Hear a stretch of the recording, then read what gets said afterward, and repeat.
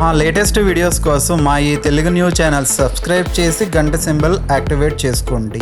ఈసారి రాఖీ పౌర్ణమి చంద్రగ్రహణం భద్ర ముహూర్తంతో కలిసి వచ్చింది గనుక ఈ సమయంలోపే రాఖీ కట్టేయాలి, లేదంటే గండం. అసలు ఫలితం అనేది రానే రాదు. అన్న చెల్లెళ్ళు అక్క తమ్ముళ్ల మధ్య ఉన్న స్వచ్ఛమైన ప్రేమకు, అనురాగానికి, ఆత్మీయతకు నిదర్శనం ఈ రాఖీ పండుగ. భారతదేశంలో వైభవంగా జరుపుకునే పండుగలలో రక్షాబంధన్ ఒక ప్రత్యేకమైన స్థానాన్ని దక్కించుకుంది. ఒక అన్న చెల్లెలు లేదా అక్క తమ్ముడు ఒకే రక్తం పంచుకు పుట్టకపోయినా వారి మధ్య ఉన్న బంధాన్ని రక్త సంబంధం కన్నా గొప్పగా నిలబెట్టే అద్భుతమైన వేడుక ఇది. చెల్లి తన అన్నకు లేదా తమ్ముడికి రాఖీ కడుతూ తన జీవితాంతం తోడుగా ఉంటూ రక్షణ కల్పించాలని మనసారా కోరుకుంటుంది. అలాగే అన్న తన చెల్లికి ఎటువంటి కష్టం వచ్చినా తాను అండగా ఉంటానని భరోసా ఇస్తాడు. ఒక చిన్న దారం పోగు అన్న చెల్లెళ్ల మధ్య ఎప్పటికీ వీడని బలమైన బంధాన్ని ఏర్పరుస్తుంది. బాల్యంలో కలిసి ఆడుకుని చిన్న చిన్న విషయాలకు గొడవపడి మళ్ళీ ఆ మరుక్షణమే కలిసిపోయిన ఎన్నో మధురమైన జ్ఞాపకాలను ఈ పండుగ మనకు గుర్తు చేస్తుంది. ఎంత దూరంలో ఉన్నా, ఎన్ని పనుల్లో బిజీగా ఉన్నా సరే రాఖీ పండుగ రోజున అన్న చెల్లెళ్ళు కలుసుకుని తమ ప్రేమానురాగాలను పంచుకుంటారు. ఈ రక్షాబంధన్ పండుగను ప్రతి సంవత్సరం శ్రావణ మాసంలో వచ్చే పౌర్ణమి రోజున అత్యంత సంతోషంగా జరుపుకోవడం మన సాంప్రదాయం. అయితే ఈ సంవత్సరం రాఖీ పౌర్ణమికి ఒక ప్రత్యేకత ఉంది. అదేమిటంటే ఈసారి రాఖీ పౌర్ణమి అనేది అటు చంద్రగ్రహణం ఇటు భద్ర ముహూర్తంతో కలిసి వచ్చింది. కాబట్టి ఈ సమయంలో ఎప్పుడు పడితే అప్పుడు రాఖీ అస్సలు కట్టకూడదు. ఈసారి ఎలాంటి గండాలు రాకుండా ఉండాలంటే ఖచ్చితంగా ఏ సమయంలో రాఖీ కట్టాలి అనే విషయాన్ని ఈ వీడియోలో మనం చాలా వివరంగా తెలుసుకుందాం. ఫ్రెండ్స్, అంతకన్నా ముందు దయచేసి మన వీడియోకి ఒక లైక్ కొట్టి కింద కామెంట్స్లో జై శ్రీరామ్ అని కామెంట్ పెట్టండి. ఇక వీడియోలోకి వస్తే ఈసారి మనకు శ్రావణ పౌర్ణమి తిథి అనేది 2 రోజుల పాటు ఉంది.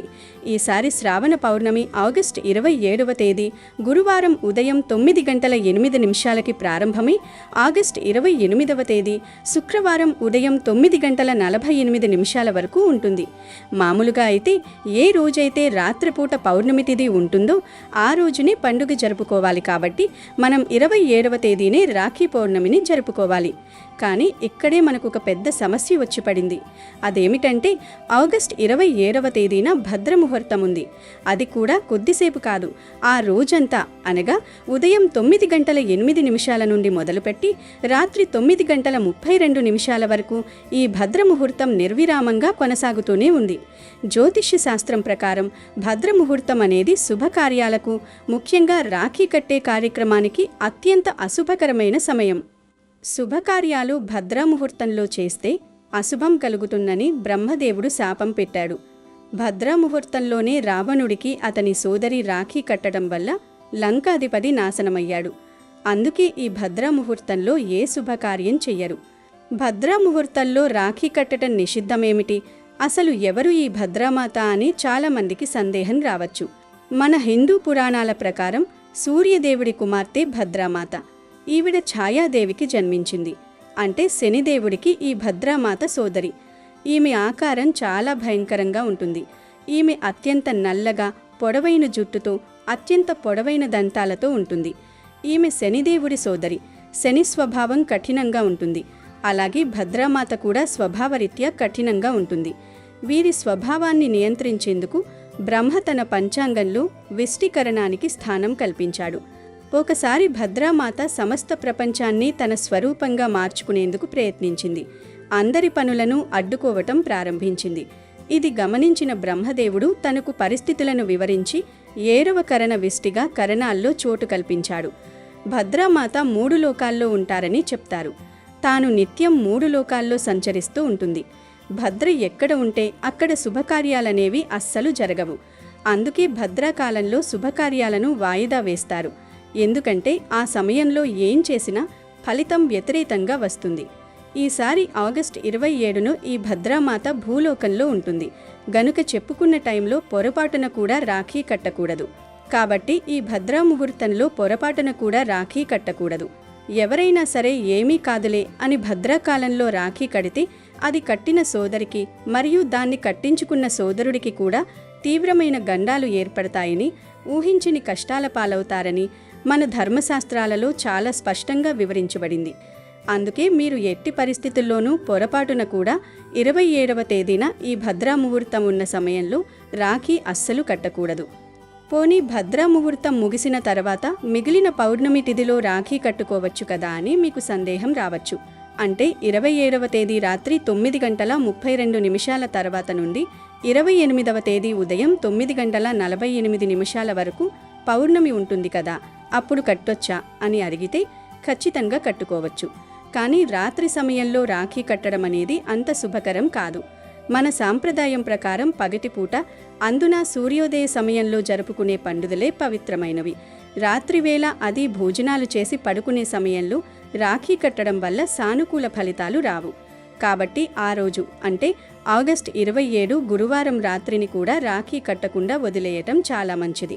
ఇక రాఖీ కట్టడానికి అసలైన శుభ సమయం ఏమిటంటే ఆగస్టు 28వ తేదీ సూర్యోదయ సమయం నుండి ఉదయం 9:48 లోపు మాత్రమే రాఖీ కట్టాలి. ఈరోజు సూర్యోదయ సమయం ఉదయం 5:55 ఉంది గనుక 28వ తేదీ శుక్రవారం ఉదయం 5:55 నుండి ఉదయం 9:48 వరకు ఉన్న కాలమే రాఖీ కట్టడానికి అత్యంత శుభప్రదమైన శ్రేష్టమైన సమయం గనుక అందరూ ఈ శుభ సమయంలోనే రాఖీ కట్టాలి. ఈ సమయంలో రాఖీ కడితే సోదరీ సోదరుల మధ్య ఎలాంటి గొడవలు లేకుండా జీవితాంతం ఒకరికొకరు తోడుగా ఉంటూ జీవిస్తారు. అయితే ఇక్కడ ఇంకొక ముఖ్యమైన విషయం గురించి కూడా మనం మాట్లాడుకోవాలి. అదేమిటంటే ఈ రోజే అంటే ఆగస్టు 28వ తేదీని పౌర్ణమి తిథి నాడు చంద్రగ్రహణం కూడా ఏర్పడబోతోంది. ఇది ఈ రోజు ఉదయం 6:55 మొదలయ్యి మధ్యాహ్నం 12:30 వరకు ఉంటుంది. మరి గ్రహణ సమయంలో రాఖీ కట్టవచ్చా అన్న భయం లేదా అనుమానం అందరికీ కలుగుతుంది. ఇక్కడ మీరు గమనించాల్సిన విషయం ఏమిటంటే ఈ గ్రహణ సమయంలో మనకు చంద్రుడు కనిపిస్తాడా? పగటిపూట కావడంతో సూర్యుడి వెలుగులో ఖచ్చితంగా చంద్రుడు మనకు కనిపించడు. కాబట్టి ఈ గ్రహణం కూడా మన భారతదేశంలో మనకెక్కడా కనిపించదు. శాస్త్రాల ప్రకారం మనకు కంటికి కనిపించని గ్రహణానికి ఎటువంటి సూతక కాలం గాని గ్రహణ దోషం గాని ఏమాత్రం వర్తించదు. గనుక ఈ గ్రహణం వలన మనం రాఖీ కట్టే సమయానికి ఎలాంటి నెగిటివ్ ఎఫెక్ట్ పడదు. కాబట్టి గ్రహణం గురించి ఎలాంటి భయాలు, అపోహలు మనసులో పెట్టుకోవాల్సిన అవసరం లేదు. ఇప్పుడు చెప్పిన సమయమే రాఖీ కట్టడానికి అత్యంత శుభ సమయమని అందరూ ఖచ్చితంగా గుర్తుపెట్టుకోండి. అంటే ఆగస్టు 28వ తేదీ శుక్రవారం ఉదయం 5:55 నుండి 9:48 వరకు ఉన్న టైంలోనే ప్రతి ఒక్కరూ తమ సోదరులకు రాఖీ కట్టండి. ఇదే రాఖీ కట్టడానికి అసలైన దోషరహితమైన శుభముహూర్తం. ఇక ఉదయం 9:48 తర్వాత పౌర్ణమి వెళ్ళిపోతుంది గనుక ఆ తర్వాత మీరు రాఖీ కట్టినా కూడా పండుగ ఫలితమైతే మీకు పూర్తిగా రాదు. అందువల్ల ఎవరైతే రాఖీ కట్టాలనుకుంటున్నారో వాళ్ళందరూ కూడా తమ విలువైన సమయాన్ని వృధా చేసుకోకుండా ఈ శుభ సమయంలోనే మీ అన్నదమ్ములకు ప్రేమతో రాఖీ కట్టి వారి ఆశీస్సులు మెండుగా పొంది జీవితాంతం ఒకరికొకరు తోడుగా ఉంటూ అన్ని శుభ ఫలితాలను పొంది ఎల్లప్పుడూ సంతోషంగా జీవించండి. రాఖీ కట్టేటప్పుడు కట్టేవాళ్ళు కానీ కట్టించుకునేవాళ్ళు కానీ ఒక శ్లోకం చదువుకుంటే సంవత్సరం పాటు అద్భుతంగా విష్ణుమూర్తి శక్తి మిమ్మల్ని కాపాడుతుంది. మరి ఆ శ్లోకం ఏమిటంటే తేనబద్ధో బలిరాజా దానవేంద్రో మహాబల తేనత్వ మబి బధ్నామి రక్షామాచల మాచల. ఈ శ్లోకం అర్థమేమిటంటే బలిచక్రవర్తి అనే గొప్ప రాజు ఉండేవాడు. ఆయన గొప్ప ధాత. ఆయన దగ్గరకు విష్ణుమూర్తి వామన రూపంలో వెళ్ళి 3 అడుగుల స్థలాన్ని దానమడిగి వామన రూపంలో బలిచక్రవర్తిని పాతాళానికి తొక్కేస్తాడు. అలా వామన రూపంలో బలిచక్రవర్తిని పాతాళానికి తొక్కేసినటువంటి ఆ శక్తి మొత్తం కూడా రక్షా రూపంలో కడుతున్నాను. ఈ శక్తి సంవత్సరం పాటు మనల్ని రక్షించాలి, స్థిరంగా మనల్ని కాపాడాలి అని చెప్పటమే ఈ శ్లోకంలోని అర్థం. కాబట్టి రాఖీ కట్టినప్పుడు తప్పక ఈ శ్లోకం చదువుకోండి. ఒకవేళ ఈ శ్లోకం చదవటం వీలు కాకపోతే రాఖీ కట్టేటప్పుడు ఓం వామన రూపాయ మహావిష్ణవే నమః అనే మాటను అనుకుంటూ రాఖీ కట్టండి. రక్షాబంధన్ రోజు మీ చెల్లెలు కానీ అక్క కానీ రాఖీ కట్టాక బహుమతిగా ఇవ్వాలనుకుంటే ఏదైనా చిన్న బంగారు వస్తువును ఇవ్వండి. మొదటి ప్రాధాన్యత బంగారానికే ఇవ్వాలి, తర్వాత ధనం ఇవ్వవచ్చు లేదా వస్త్రాలు ఇవ్వవచ్చు, అంటే చీర పెట్టవచ్చు. ఇలా మీ స్తోమతను బట్టి బంగారం కానీ డబ్బులు కానీ లేదా చీర కానీ ఇవ్వాలి. కానీ పొరపాటున కూడా వెండి లేదా వెండి వస్తువులు అంటే వెండి కుంకుమ భరిణ, వెండి పట్టీలు, వెండి గ్లాసులు, వెండి ప్లేట్లు ఇలాంటివేమీ కూడా ఇవ్వకూడదు. తెలియక వెండి వస్తువులు ఇస్తే సోదర సోదరీమణుల మధ్య విభేదాలు వస్తాయి. మంచిది కాదు, అరిష్టం. కనుక ఓపిక ఉన్నవారు బంగారం ఇవ్వండి లేదా ధనం ఇవ్వండి లేదా పసుపు కుంకుమ పెట్టి చీర కొని ఇవ్వండి. చీర కొనే స్తోమత కూడా లేకపోతే జాకెట్ ముక్క పెట్టి పసుపు కుంకుమ ఇవ్వండి చాలు. ఆ చీరల్లో కూడా నలుపు నీలం రంగులో ఉండే చీరలు కానీ జాకెట్ ముక్కలు కానీ ఇవ్వకూడదు. అంచు ఉన్న చీర మాత్రమే కొని ఇవ్వండి. ఎందుకంటే అంచు ఉన్న వస్త్రం ఇస్తే ఇచ్చిన వారికి మరియు తీసుకున్న వారికి ఇద్దరికీ కూడా ఆయుష్ కలుగుతుంది. అలాగే చీరను ఇచ్చేటప్పుడు ఎడమ భుజం మీద కండువా వేసుకొని ఇవ్వండి. ఎడమ భుజం మీద కండువా లేకుండా ఎప్పుడూ కూడా వస్త్రదానం చేయకూడదు. కాబట్టి రాఖీ పౌర్ణమి రోజు వెండి వస్తువులను, నల్ల రంగు బట్టలను, నీలారంగు బట్టలను ఎట్టి పరిస్థితుల్లో కూడా బహుమతిగా ఇవ్వవద్దు. అందరూ ఈ విషయాన్ని గుర్తుంచుకొని జాగ్రత్త పడండి. హిందువులకు శ్రావణ మాసం చాలా ప్రత్యేకమైనది.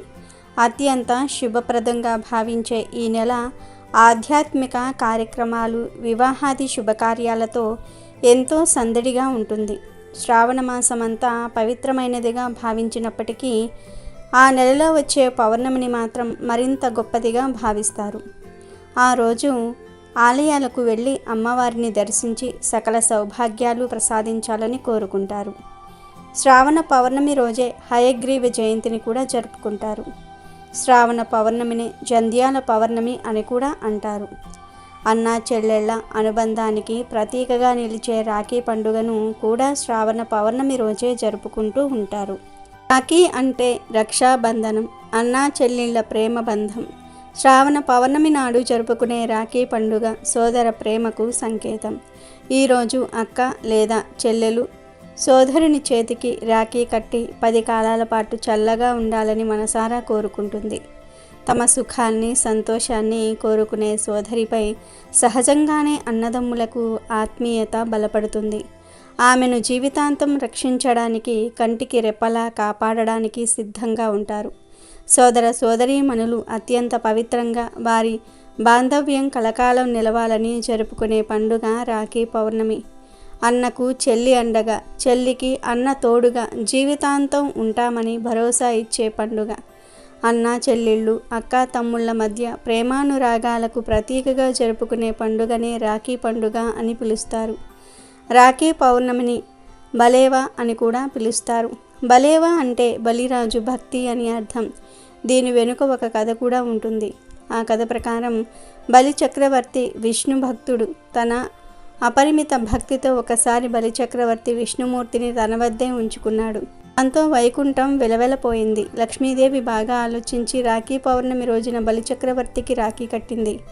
అప్పుడు బలి భాతృ ప్రేమతో ఏం కావాలమ్మా అని అభిమానంగా అడిగాడు. లక్ష్మీదేవి వెంటనే విష్ణుమూర్తి కావాలని కోరింది. లక్ష్మీదేవిని చెల్లెలిగా భావించిన బలి చక్రవర్తి మనస్సు కరిగిపోయింది. దాంతో బలి సర్వం త్యాగం చేసి లక్ష్మీదేవితో విష్ణుమూర్తిని వెంట తీసుకుని వెళ్ళమన్నాడు. అలాగే మహాభారతం ప్రకారం ద్రౌపదికి వస్త్రాపహరణం సమయంలో మహారాజ్యాధిపతి అయిన తండ్రి ద్రుపదరాజు కానీ, దండులైనటువంటి 5 భర్తలు కానీ గుర్తు రాలేదు. తనను ఆదుకునేవాడు కృష్ణుడే అనుకుంది. ఆర్తిగా నిస్సహాయంగా శ్రీకృష్ణుణ్ణి ప్రార్థించింది. కృష్ణుడు ఆ క్షణంలో ద్రౌపదికి తరగని వస్త్రాన్ని ప్రసాదించి అవమానం నుండి తప్పించాడు. ఇతిహాసాల ప్రకారం ద్రౌపది శ్రీకృష్ణుడికి చెల్లెలు. వీరిద్దరి అనుబంధం అత్యంత అందంగా కనిపిస్తుంది. శిశుపాలుని శిక్షించే సమయంలో సుదర్శన చక్రాన్ని ప్రయోగించిన కృష్ణుని చూపుడు వేలుకు రక్తం ధారగా కారుతుంది. అది గమనించిన ద్రౌపది తన పట్టుచీర కొంగును అతని వేలుకు చుడుతుంది. దానికి కృతజ్ఞతగా ఎల్లవేళలా తనకు అండగా ఉంటానని శ్రీకృష్ణుడు ద్రౌపదికి హామీ ఇస్తాడు. అందుకు ప్రతీకగా దుశ్శాసనుడి నుండి ఆమెను కాపాడుతాడు. అలా కూడా రాఖీ పండుగ ఆవిర్భవించింది అని మరికొందరు చెప్తూ ఉంటారు. శ్రావణ పౌర్ణమి లేదా రాఖీ పూర్ణిమ రోజున అక్క చెల్లెళ్ళు తమ అన్నదమ్ముల ముఖాన తిలకందిద్ది చేతికి ప్రేమగా రాఖీ కట్టి మిఠాయి తినిపిస్తారు. సోదరులు తమ శక్తి కొద్దీ కానుక ఇస్తారు. ఒకరికొకరు స్వీట్లు తినిపించుకున్నాక అందరూ కలిసి విందు భోజనం చేస్తారు. మొదట్లో రాఖీని హిందువులు సిక్కులు మాత్రమే జరుపుకునేవారు. అలాగే అమ్మాయిలు తమ సొంత అన్నదమ్ములకు మాత్రమే రాఖీ కట్టుకునేవారు. కానీ ఈ సాంప్రదాయం ఇప్పుడు దేశంలో అన్ని మతాలకు పాకింది. అలాగే సొంత వారికే కాకుండా తమ ఇష్టాన్ని బట్టి అన్నదమ్ముల వరుసయ్యే వారికి కూడా రాఖీ కడుతూ ఉన్నారు. చుట్టరికంలోనేగాక బంధుమిత్రుల పిల్లలు, పక్కింటి వారు, స్నేహితులు ఇలా ఎవరికైనా సరే రాఖీ కట్టవచ్చు. అసలు ఈ రక్షాబంధనం ఎలా ప్రారంభమైందో ఒకసారి చూసుకుంటే, పూర్వం దేవతలకు రాక్షసులకు మధ్య పుష్కరకాలం యుద్ధం సాగింది. ఆ యుద్ధంలో ఓడిపోయిన దేవతల రాజు దేవేంద్రుడు తన పరివారాన్నంతా కూడా కూడగట్టుకుని అమరావతిలో తలదాచుకున్నాడు. భర్త నిస్సహాయతను చూసి ఇంద్రానికి వెంటనే ఒక ఉపాయం వస్తుంది. రాక్షసరాజు అమరావతిని దిగ్బంధనం చేస్తున్నాడని తెలుసుకుని భర్త దేవేంద్రుడికి యుద్ధం చేయడానికి ఉత్సాహాన్ని కల్పిస్తుంది. సరిగ్గా ఆ రోజు శ్రావణ పూర్ణిమ కావటంతో పార్వతీ పరమేశ్వరులను, లక్ష్మీ నారాయణులను పూజించి కుడి చేతికి రక్షణ తాడును కడుతుంది. అది గమనించిన దేవతలు అందరూ వారు పూజించిన రక్షణను తీసుకొని వచ్చి ఇంద్రుడికి కట్టగా, సమరంలో గెలిచిన ఇంద్రుడు చివరికి తిరిగి త్రిలోకాధిపత్యం పొందుతాడు. అలా ప్రారంభించిన ఆ రక్షాబంధనం ఈరోజు రాఖీగా ఆచారమైందని పురాణాలు చెప్తూ ఉన్నాయి. రాఖీ పండుగ వెనుక పురాణాలలో మరో కథ కూడా ఉంది. గణనాథుడు గణేశుడికి సిద్ధి, బుద్ధి అనే 2 భార్యలు ఉన్నారనే విషయం తెలిసిందే. వీరిద్దరే కాకుండా వినాయకుడికి తుష్టి, పుష్టి, స్త్రీ అనే మరో 3 భార్యలున్నారని పురాణ కథలు చెప్తూ ఉన్నాయి. ఇదిలా ఉంటే వినాయకుడికి 2 పుత్రులున్నారు. వారి పేర్లు శుభం, లాభం. వీరికి సోదరి లేదు. ఒకసారి రక్షాబంధన్ రోజున గణపతి చెల్లెలు వచ్చి ఆయనకు రాఖీ కట్టింది. అది చూసిన శుభం, లాభం తల్లిదండ్రులను తమకో చెల్లులు కావాలని కోరారు. తమ కుమారుల కోరిక తీర్చాలనుకున్న వినాయకుడు తన సంకల్పంతో తన నేత్రాలతో ఓ జ్యోతిని సృష్టించాడు. ఆ జ్యోతి బాలిక రూపం ధరించింది. ఆ బాలికే సంతోషి మాట. తర్వాత గణేష పుత్రులైన శుభానికి, లాభానికి రాఖీ కట్టింది. అలా వినాయకుడి పుత్రులకు విశేషమైన సంతోషం కలిగించింది కాబట్టి ఆమెకి సంతోషి మాత అని పేరు వచ్చిందని శాస్త్రాలు చెప్తూ ఉన్నాయి. రక్షాబంధన్ వేడుకలు వేద యుగంలో ప్రారంభమైన కానీ ఈ సాంప్రదాయాన్ని దేశంలో సోదర సోదరీమణులు ఇప్పటికీ అనుసరిస్తూ ఉన్నారు. మహాభారతంలో కూడా రక్షాబంధనం గురించి వివరించటం జరిగింది. ఒకసారి ధర్మరాజు శ్రీకృష్ణుని రక్షాబంధన విశేషాల గురించి అడిగినప్పుడు శ్రీకృష్ణుడు రాఖీ వివరాల గురించి ఇలా వివరించాడు. ఓ ధర్మరాజా, రక్షాబంధనాన్ని ఒక్కసారి కట్టుకుంటే ఇక ఆ సంవత్సరమంతా భూత, ప్రేత, పిశాచ బాధలు, దుష్టశక్తుల బాధలు ఉండవని, అనారోగ్యాలు, అశుభాలు ఏమాత్రం దరిచేరవని శ్రీకృష్ణుడు చెప్పాడు.